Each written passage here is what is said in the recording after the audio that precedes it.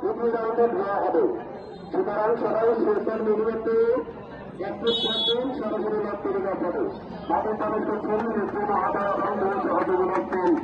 আজকের মাঠে প্রতিদ্বন্দ্বিতা করবেন আগামী জেলা নাম বাড়িয়ে একাদশ। দুবারে যদি ট্রেন যাত্রী করে মাঠে সারিবদ্ধভাবে প্রবেশ করছে।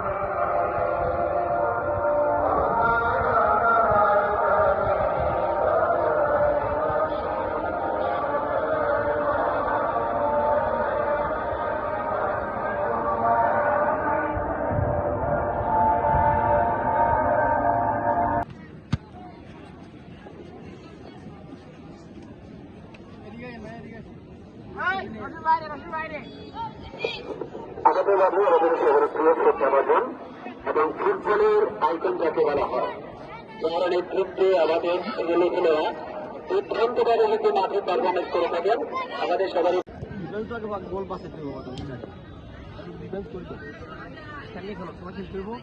আমরা মিলিগুলি খেলবো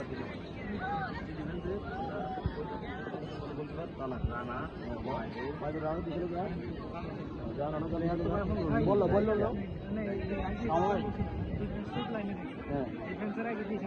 একজন একজন দিতে সমস্যা না, সবাই খেলতে আর একজন কম্পিউটার